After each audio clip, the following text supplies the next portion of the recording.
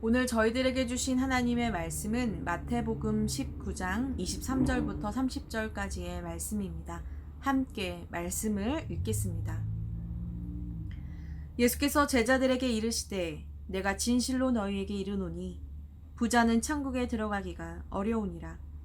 다시 너희에게 말하노니 낙타가 바늘기로 들어가는 것이 부자가 하나님의 나라에 들어가는 것보다 쉬우니라 하시니 제자들이 듣고 몹시 놀라 이르되 그렇다면 누가 구원을 얻을 수 있으리이까?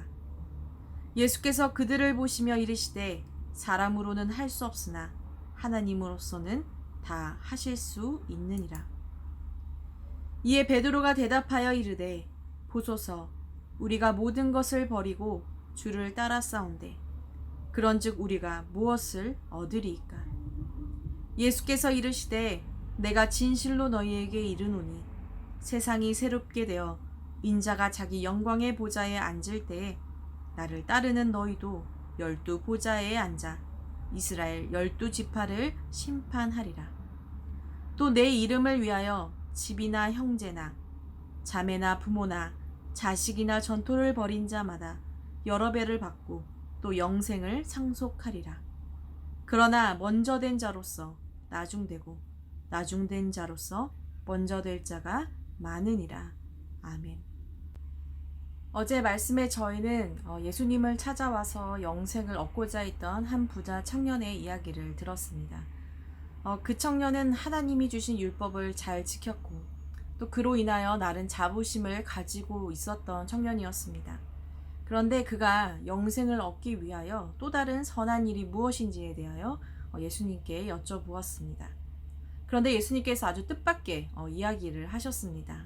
청년이 한 번도 상상해 본 적이 없었던 일, 즉 자신이 가지고 있었던 모든 재산을 팔아 가난한 자들에게 나누어 주는 일이었습니다.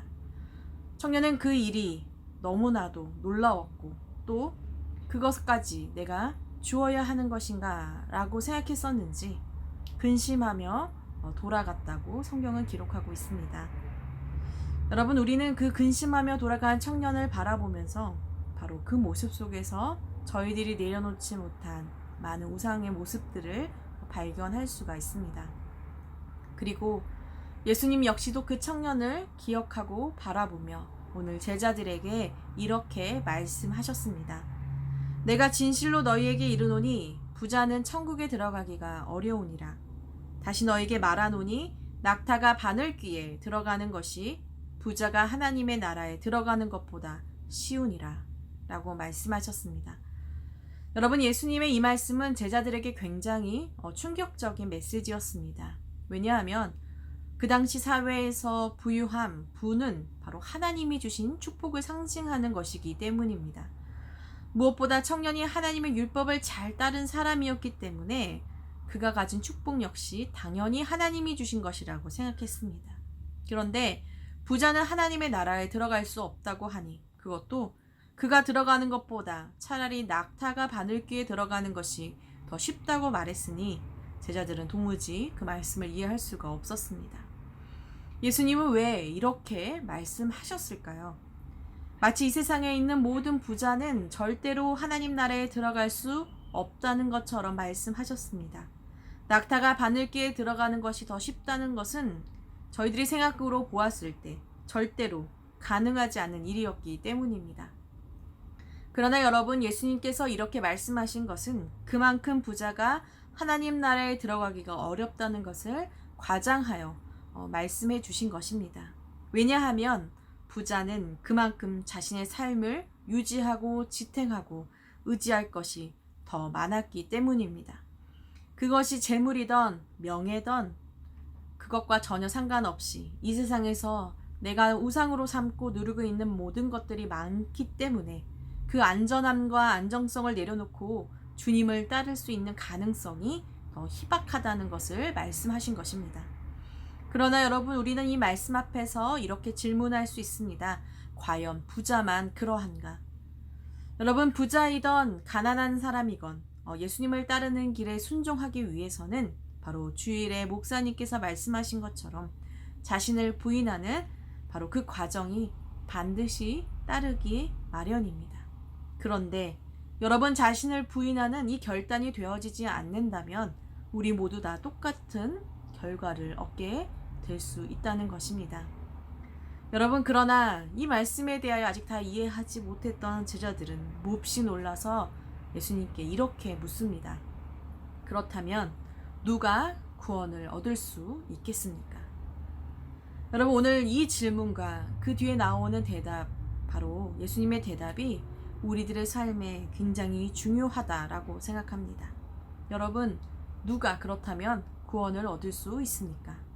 여러분의 이 질문에 무엇이라고 답을 하시겠습니까? 제자들은 이 질문에 대한 답으로 무엇을 기대했을까요? 예수님이 말씀하신 대로 산상수훈에 나온 말씀, 바로 마음이 가난한 자라고 생각했을까요? 오늘 예수님은 이렇게 말씀하십니다. 사람으로는 할 수 없으나 하나님으로서는 다 하실 수 있느니라 라고 말입니다. 예전에 학교 다닐 때 선생님께서 중요한 부분을 가리켜 밑줄을 쫙 그으라고 했는데 저는 오늘 이 예수님의 말씀에 밑줄을 그었습니다. 예수님의 대답은 부자도 가난한 자도 선한 일을 한 자도 그리고 심지어 자신의 소유를 다 판 자도 아니었습니다. 예수님은 구원의 문제를 사람 중심으로 보지 않으셨습니다. 구원의 문제는 구원의 주체자이신 바로 하나님에게 달려있다고 말씀하신 것입니다. 구원은 바로 사람이 하는 것이 아니라 하나님이 하시는 것입니다. 따라서 하나님으로서는 다 하실 수 있는 것입니다. 모든 소유에 얽매이지 않았던 부자이건 아직 재물에 온 마음을 빼앗긴 사람이건 여러분, 이들을 변화시켜서 구원의 길을 걷게 하시는 건 역시 하나님이 하시는 일입니다. 우리가 지금은 하나님의 법을 잘 따르고 예수의 길에 순종하며 잘 살아간다 할지라도 결국 우리의 순종과 우리의 행위가 구원을 이루는 것이 아니라 바로 그런 우리를 받아주시고 용서하시며 우리를 위해 예수 그리스도를 보내주신 바로 하나님의 은혜로 구원이 이루어진다라는 것입니다. 그러니 누가가 아니라 하나님이 구원하게 하시는 것입니다. 그래서 바울은 이렇게 이야기합니다. 에베소서 2장 8절 말씀에 너희는 그 은혜에 의하여 믿음으로 말미암아 구원을 받았으니 이것은 너희에게서 난 것이 아니오 하나님의 선물이라. 하나님의 선물, 하나님의 은혜를 받으신 여러분, 다시 한번 오늘 이 말씀을 우리 가운데 묵상하면서 여전히 우리의 삶에 내려놓지 못한 많은 우상들, 문제들이 있음에도 불구하고 여전히 우리들에게 구원의 길로 인도하신 예수님, 당신의 삶을 던져 우리들에게 구원의 길을 열어주신 예수님, 그분의 말씀 앞에 감사하고 또 그분의 길로 순종하기를 원합니다. 그 생명의 길을 또한 따르기 위하여 여러분, 우리 가운데 우리가 붙잡고 있는 많은 것들을 주님의 발 앞에 내려놓을 수 있기를 소망합니다. 우리가 붙잡고 있는 수많은 것들, 여러분, 그것이 우리를 구원하는 것이 아니라 오직 하나님만이, 예수 그리스도만이 우리의 삶과 영혼을 구원한다는 것을 다시 한번 믿고 순종하는 저희들이 되기를 기도합니다. 여러분, 오늘 말씀의 또 다른 포인트는 바로 제자들에게 있습니다. 어쩌면 지금 함께 예배를 드리고 있는 저와 여러분들은 바로 이 제자들의 마음과 연결되어 있다라고 생각합니다. 예수님을 따르기로 결단했으며 그 무엇보다 예수님을 가장 귀한 분으로 고백하는 것이 바로 저와 여러분이기 때문입니다. 여러분, 제자들은 앞에 나온 부자 청년과는 다른 삶을 걸어왔습니다. 그들은 모든 것을 버리고 주님을 따른 말 그대로 제자들이었던 것입니다. 부자 청년에게 너의 것을 다 팔고 나를 따르라. 그러면 하늘의 보화를 얻을 것이다 라고 예수님이 말씀하셨는데요. 그래서 그랬을까요? 제자들은 바로 그 부자 청년과 자신들을 비교하면서 오늘 이렇게 예수님께 질문합니다. 보소서, 우리가 모든 것을 버리고 주를 따라싸운데 그런즉 우리는 무엇을 얻으리이까? 저희는 그물을 버려두었습니다. 가족도 버려두었습니다. 자신이 계획했던 모든 미래, 안전했던 터전을 버려두고 앞을 알 수도 없는 바로 이 나그네 길을 이렇게 걸어왔다고 예수님께 말하고 있습니다. 그들이야말로 예수님을 따르기 위해 자신을 희생한, 자신을 부인한 사람들이었던 것입니다. 그렇다면 여러분, 그들이 희생한 대가, 그들에게 주어지는 보상, 여러분 축복은 무엇일까요? 오늘 제자들은 그것을 질문하고 있는 것입니다. 어쩌면 이 질문은 우리가 살아가면서 한 번쯤은 또한 여러 번 주님께 묻는 질문일 수도 있을 것 같습니다. 제자들의 질문에 예수님은 이렇게 대답하십니다. 감히 상상하기도 힘든 놀라운 약속을 그들에게 하셨습니다. 세상이 새롭게 되어 인자가 자기 영광의 보좌에 앉을 때에 나를 따르는 너희도 12보좌에 앉아 이스라엘 12지파를 심판하리라.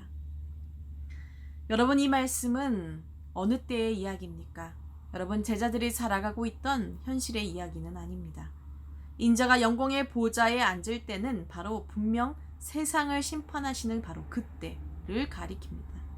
그런데 여러분, 그 영광스러운 날에 이들이 주님과 함께 영광스러운 자리에 앉아 영광스러운 역할을 감당하게 될 것이다 라고 예수님이 말씀해주고 계신 것입니다. 여러분, 과연 이 말씀을 제자들이 온전히 이해했을까요? 여러분, 이 말씀이 구체적으로 어떤 모습일지는 저희들은 정확하게 알 수가 없습니다. 이스라엘 12지파를 상징하는 것은 무엇인가? 많은 책들에 다양하게 이야기될 수 있지만 이건 역시 정확하게 저희들이 알 수는 없습니다. 그러나 여러분, 분명한 것은 제자들 그리고 우리들이 상상할 수 없는 놀라운 영광이 그들에게 주어진다라는 것입니다. 어쩌면 제자들은 이런 상상할 수 없는 영광이 아니라 이 땅에서의 축복을 생각하지 않았을까요?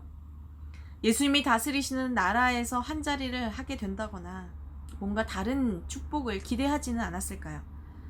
왜냐하면 제자들은 모두 그 예수님이 계획하신 많은 것들을 꿰뚫어 볼 수 없기 때문입니다.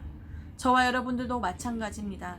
우리가 하나님 앞에 축복을 기대하고 바랄 때 여러분, 우리는 우리의 현실을 넘어서서 더 많은 것을 상상할 수 없다는 것이죠. 그런데 예수님은 분명히 말씀하십니다. 제자들뿐만이 아니라 이 땅에서 예수를 주로 고백하며 예수님의 이름을 위하여 모든 것을 내어준 자, 버린 자, 모든 것을 기꺼이 헌신하고 희생한 자마다 여러 배나 받고 또 영생을 상속하리라 라고 말씀하셨습니다. 사랑하는 여러분, 예수님은 우리들에게 부모를 무시하며 인정하지 말고 버리라고 말한 것이 아닙니다. 이미 이 말씀에 대한 이해는 여러분들이 다 잘 알고 계시리라 믿습니다. 모든 것보다 주님을 우선하는 삶을 살아가라 라고 말씀하신 것이죠. 그런데 여러분, 때로는 주님을 우선하다 보면 우리는 많은 것들을 내려놓아야 할 때가 있다는 것입니다. 그런데 그 희생이 우리들에게는 참으로 큰 것 같지만 놀라운 것은 예수님의 이름을 위해 모든 것을 내어준 자는 그 희생과 비교할 수 없는 은혜를 받게 된다는 것입니다. 여러 배나 받게 될 것이다 라는 이 말속에는 이미 우리들이 주님 앞에 드린 그 희생은 갚고도 남는 더 놀라운 은혜가 있다는 것을 이야기합니다. 가끔 자녀가 부모를 위해서 무언가를 희생하고 애쓴다고 했을 때, 또는 그것을 가지고 생색을 낼 때가 있을 때, 여러분, 그 모든 것이 아무리 크다 할지라도 부모가 자녀를 낳고 키우고 노력한 사랑과는 비교할 수 없을 것입니다. 부모가 자녀에게 주는 은혜와 사랑은 자녀의 애씀을 뛰어넘고 남기 때문입니다. 그처럼 우리 하나님의 사랑 역시 그러합니다. 내가 드린 헌신, 내가 드린 물질, 내가 드린 시간, 내가 드린 그 무엇이 아무리 대단하다고 할지라도 주님이 우리들에게 주신 사랑과 과연 비교가 될 수 있겠습니까?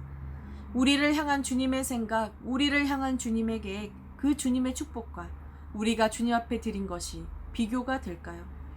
하나님은 단순히 종말론적인 개념에서 우리가 죽고 난 후에 축복만을 말씀하신 것은 아닙니다.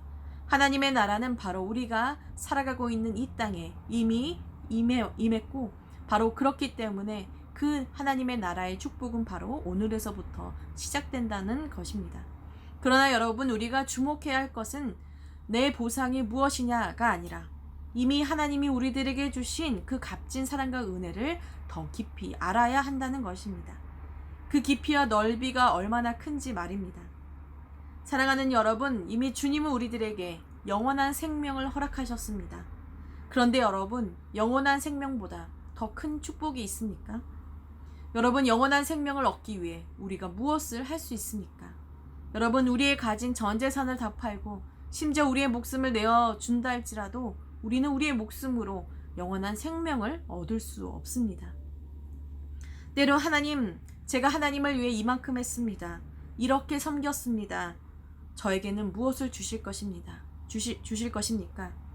여러분, 우리가 때로는 주님 앞에 이런 질문을 하게 될 때가 있을 때, 여러분, 그런 질문이 내 마음속에서 올라올 때, 그때 우리가 오히려 눈을 들어 바로 하나님이 우리에게 허락해 주신 예수 그리스도를 바라볼 수 있기를 원합니다.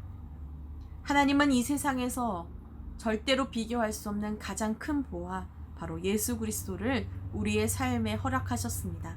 가장 완전하고 가장 완벽한 하나님 자신을 우리들에게 주신 것입니다. 이미 우리에게 주신 이 놀라운 은혜, 이 보물을 여러분 묵상하기를 원합니다. 예수님을 생각하면서 여러분, 우리의 헌신과 희생보다 더 크신 바로 이 은혜를 날마다 알아가고 깨닫고 기뻐할 수 있는 저와 여러분이 되기를 기도합니다. 마지막 30절, 그러나 먼저 된 자로서 나중되고 나중된 자로서 먼저 될 자가 많으니라. 오늘 예수님은 이렇게 말씀하십니다. 예수님은 먼저인 줄 알았으나 나중이 될 수 있다라고 말씀하십니다. 여러분, 먼저는 누구를 가리키는 것입니까? 그 사람은 바로 부자일 수도 있고 유대인일 수도 있으며 또는 그리스도인일 수도 있고 저와 여러분일 수도 있습니다.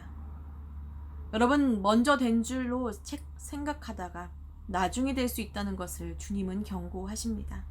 따라서 여러분, 우리는 다 이루었다가 아니라 날마다 겸손하게 여러분 구원을 이루어 가야 합니다. 주님이 우리들에게 주신 놀라운 은혜를 매 순간 더 깊이 알아가면서 그 은혜를 바라보면서 우리의 삶을 주님 앞에 기꺼이 감사로 드릴 수 있는 그런 축복의 삶을 사는 저와 여러분이 되기를 주님의 이름으로 기도합니다. 이 시간 함께 기도하도록 하겠습니다. 사랑의 아버지, 오늘도 저희들에게 하나님 나라의 비밀, 복음을 우리들에게 허락하여 주시니 감사합니다. 하나님, 우리는 늘 코앞만 알 수밖에 없고 하나님의 놀라운 뜻을 알지 못하여 하나님, 내가 드린 작은 헌신을 또 이 작은 헌신에 대한 어떠한 보상을 받을 것인가, 하나님이 내게 주신 축복이 무엇일까를 날마다 셈합니다. 그러나 하나님이 이미 주신 우리들에게 주신 너무나도 큰 보물, 바로 예수 그리스도는 이 세상의 그 무엇과도 바꿀 수 없는 것임을 저희들이 다시 한번 깨닫습니다. 그 예수님을 통해 주신 영원한 생명 역시 저희들이 가진 모든 것을 다 드려도 살 수 없는 귀한 것임을 다시 한번 깨닫게 하시니 감사합니다. 날마다 주님이 우리에게 주신 사랑이 무엇인지를 기억하며 감사하며 주님을 기쁘게 따르는 하나님 저희들이 되게 하옵소서. 작은 것에 발묶이고 작은 것에 집착하느라 하나님을 놓치는 일이 없도록 하나님 저희들의 삶을 구원하여 주시옵소서. 오늘도 흩어져 있는 모든 만나교회의 성도 여러분들을 주님께서 정말 돌보아 주시고 건강하게 하시며 또 이 사순절의 기간 믿음이 잃지 않도록 더 주님과 가까워질 수 있도록 주님 인도하여 주시고, 특별히 아버지 아픔 중에 있는 우리 탁길성 권사님, 사무엘 집사님, 또 임혜 권사님 함께 하셔서 빠른 치유로 주님 회복할 수 있도록 인도하여 주시옵소서. 흩어져 있는 선교사님들의 사역 외에 주님 성령님 함께하여 주시고 모든 것을 주님께서 돌보아 주시옵소서. 이 모든 말씀 예수님의 이름으로 기도합니다. 아멘.